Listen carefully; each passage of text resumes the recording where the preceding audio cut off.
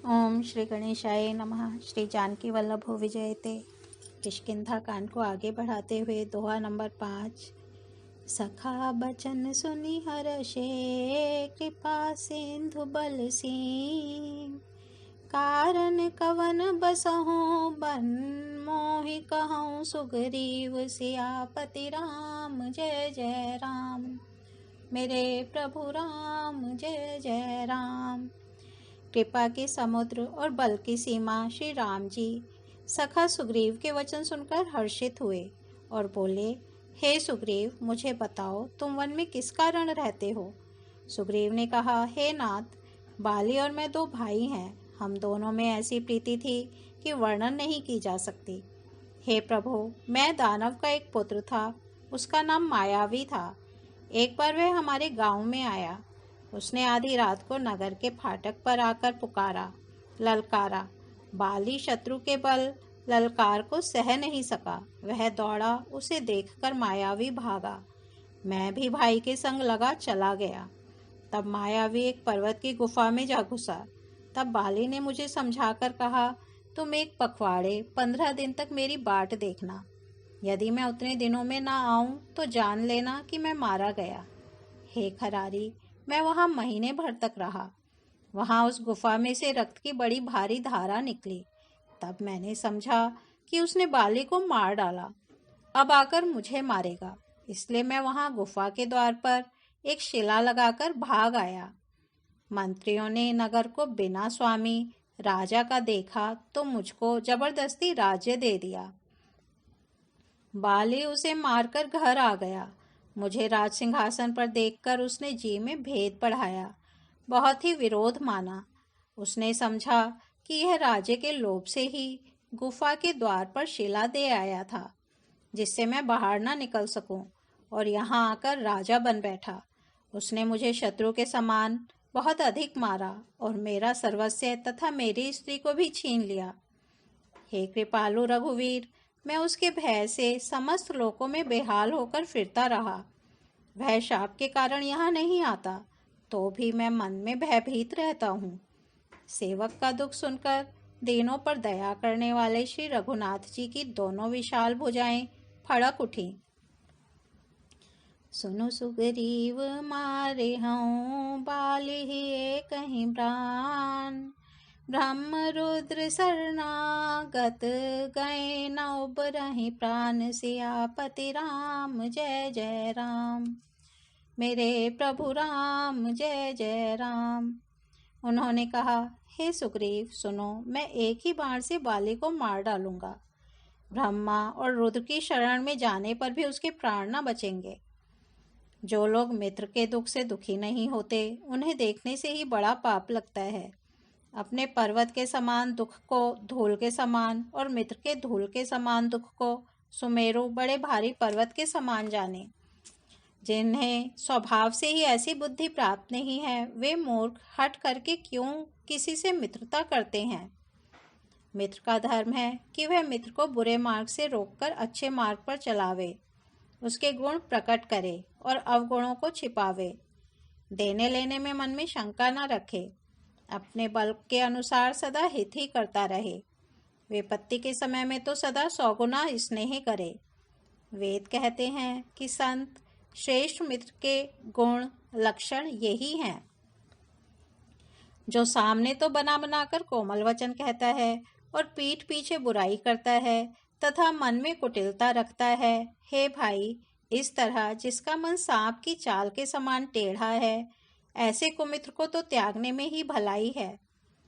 मूर्ख सेवक, कंजूस राजा, उल्टा स्त्री और कपटी मित्र, ये चारों शूल के समान पीड़ा देने वाले हैं। हे सखा, मेरे बल पर अब तुम चिंता छोड़ दो। मैं सब प्रकार से तुम्हारे काम आऊंगा, तुम्हारी सहायता करूंगा। सुग्रीव ने कहा, हे रघुवीर, सुनिए, बाली महान, बलवान और अत्यंत रणधीर है। फिर सुग्रीव ने श्री राम जी को दुंदुभी राक्षस की हड्डियां और ताल के वृक्ष दिखलाए। श्री रघुनाथ जी ने उन्हें बिना ही परिश्रम के आसानी से ढहा दिया। श्री राम जी का अपरिमित बल देखकर सुग्रीव की प्रीति बढ़ गई और उन्हें विश्वास हो गया कि ये बाली का वध अवश्य करेंगे। वे बार बार चरणों में सिर नवाने लगे। प्रभु को पहचानकर सुग्रीव मन में हर्षित हो रहे थे। जब ज्ञान उत्पन्न हुआ तब वे ये वचन बोले कि हे नाथ, आपकी कृपा से अब मेरा मन स्थिर हो गया। सुख, संपत्ति, परिवार और बड़ाई, बड़प्पन सबको त्याग कर मैं आपकी सेवा ही करूँगा, क्योंकि आपके चरणों की आराधना करने वाले संत कहते हैं कि ये सब सुख संपत्ति आदि राम भक्ति के विरोधी हैं। जगत में जितने भी शत्रु मित्र और सुख दुख आदि द्वंद्व हैं, सबके सब माया रचित हैं, परमार्थतः वास्तव में नहीं हैं। हे श्री राम जी, बाली तो मेरा परम हितकारी है, जिसकी कृपा से शोक का नाश करने वाले आप मुझे मिले, और जिसके साथ अब स्वप्न में भी लड़ाई हो तो जागने पर उसे समझकर मन में संकोच होगा कि स्वप्न में भी मैं उससे क्यों लड़ा। हे प्रभु, अब तो इस प्रकार कृपा कीजिए कि सब छोड़कर दिन रात मैं आपका भजन ही करूं।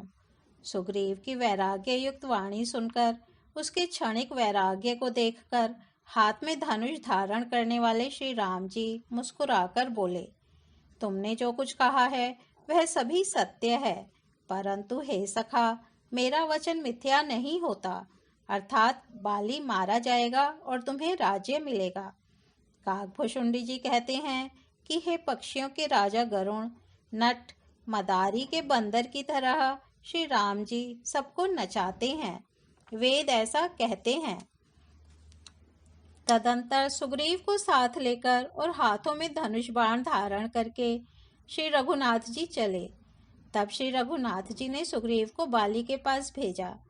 वह श्री राम जी का बल पाकर बाली के निकट जाकर गरजा। बाली सुनते ही क्रोध में भरकर वेग से दौड़ा।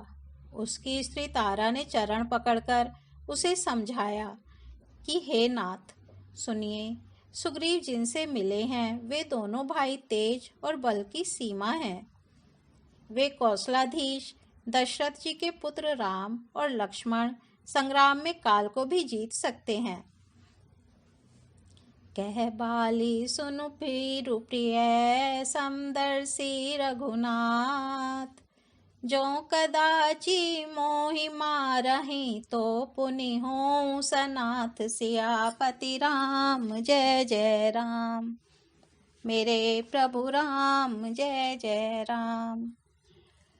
बाली ने कहा, हे भीरु डरपोक प्रिय, सुनो, श्री रघुनाथ जी समदर्शी हैं, जो कदाचित वे मुझे मारेंगे ही तो मैं सनाथ हो जाऊंगा, अर्थात परम पद पा जाऊंगा। ऐसा कहकर वह महान अभिमानी बाली सुग्रीव को तिनके के समान जानकर चला। दोनों भिड़ गए। बाली ने सुग्रीव को बहुत धमकाया और घूंसा मारकर बड़े जोर से गरजा। तब सुग्रीव व्याकुल होकर भागा। घूंसे की चोट उसे वज्र के समान लगी। सुग्रीव ने आकर कहा, हे कृपालु रघुवीर, मैंने आपसे पहले ही कहा था कि बाली मेरा भाई नहीं है, काल है। श्री राम जी ने कहा, तुम दोनों भाइयों का एक सा ही रूप है, इसी भ्रम से मैंने उसको नहीं मारा। फिर श्री राम जी ने सुग्रीव के शरीर को हाथ से स्पर्श किया, जिसके उसका शरीर वज्र के समान हो गया और सारी पीड़ा जाती रही। तब श्री राम जी ने सुग्रीव के गले में फूलों की माला डाल दी और फिर उसे बड़ा भारी बल देकर भेजा। दोनों में पुनः अनेक प्रकार से युद्ध हुआ। श्री रघुनाथ जी वृक्ष की आड़ से देख रहे थे। बहु छल बल सुग्रीव करहिए हारा भय मान, मारा बाली राम तब हृदय माझ सरतानि, सियापति राम जय जय राम। मेरे प्रभु राम जय जय राम।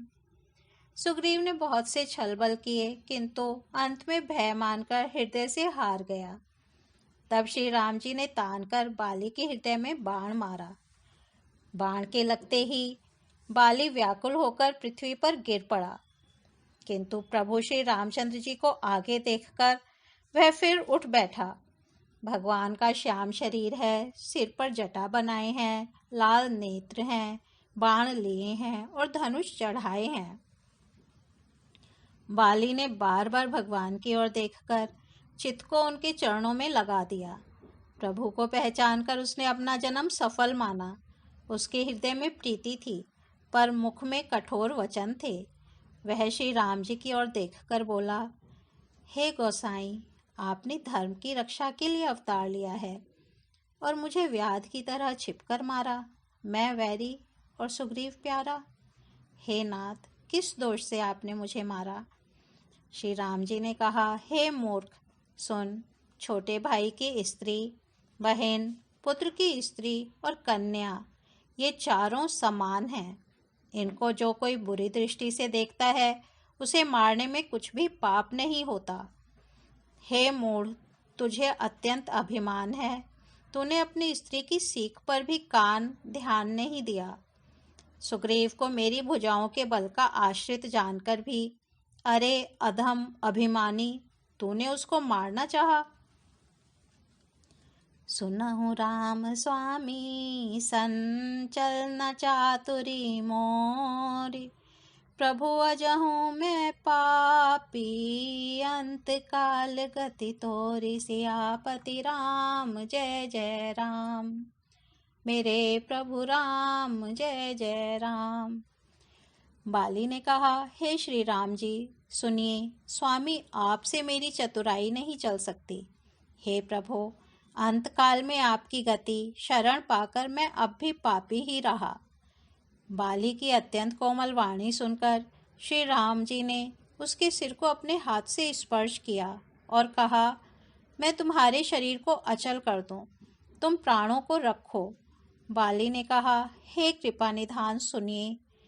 मुनिगण जन्म जन्म में, प्रत्येक जन्म में अनेकों प्रकार का साधन करते रहते हैं, फिर भी अंतकाल में उन्हें राम नहीं कह आता। उनके मुख से राम नाम नहीं निकलता।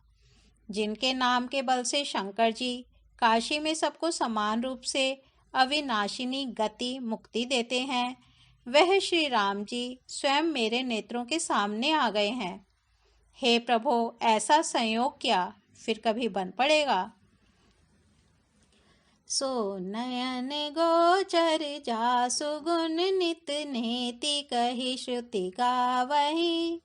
जिति पवन मन गो निरस, करि मुनि ध्यान कबहु पावही। मोहि जानि अति अभिमान, बस प्रभु कहेउ राखु शरीरहि। अस कवन सठ हठि काटि, सुर तरु बारी करहि बबुरहि। श्रुतियाँ नेति नेति कहकर निरंतर जिनका गुणगान करती रहती हैं तथा प्राण और मन को जीतकर एवं इंद्रियों को विषयों के रस से सर्वथा नीरस बनाकर मुनिगण ध्यान में जिनकी कभी क्वचित ही झलक पाते हैं, वे ही प्रभु आप साक्षात मेरे सामने प्रकट हैं। आपने मुझे अत्यंत अभिमानवश जानकर यह कहा कि तुम शरीर रख लो, परंतु ऐसा मूर्ख कौन होगा जो हठपूर्वक कल्प वृक्ष को काटकर उससे बबूर के बाण लगावेगा, अर्थात पूर्ण काम बना देने वाले आपको छोड़कर आपसे इस नश्वर शरीर की रक्षा चाहेगा। अब नाथ करि करुणा बिलो, कहूँ देहूँ जो बर मागऊँ। जेहि जोनि जन्मो कर्म, बस तह राम पद अनुरागऊँ। यह तनय मम सम बिनय, बल कल्याण प्रद प्रभु लीजिए। गही बाह सुर नर नाह, आपन दास अंगद कीजिए। हे नाथ, अब मुझ पर दया दृष्टि कीजिए और मैं जो वर मांगता हूँ उसे दीजिए। मैं कर्मवश जिस योनि में जन्म लूं, वही श्री राम जी आपके चरणों में प्रेम करूं। हे कल्याणप्रद प्रभो, यह मेरा पुत्र अंगद विनय और बल में मेरे ही समान है, इसे स्वीकार कीजिए। और हे देवता और मनुष्यों के नाथ, बाँह पकड़कर इसे अपना दास बनाइए। राम चरण दृढ़ प्रीति करी, बालिकीन्ह तनु त्याग। सुमन माल जिमि कंठ ते, गिरत न जानई नाग। सियापति राम जय जय राम, मेरे प्रभु राम जय जय राम। श्री राम जी के चरणों में दृढ़ प्रीति करके बाली ने शरीर को वैसे ही आसानी से त्याग दिया जैसे हाथी अपने गले से फूलों की माला का गिरना न जाने। ओ मंगल भवन अमंगल हारी, द्रबहु सो दशरथ अजिर बिहारी। राम सिया राम जय जय राम, राम सिया राम जय जय राम। आज किष्किंधा कांड को यहीं विराम देते हैं, कल इसके आगे बढ़ेंगे। धन्यवाद।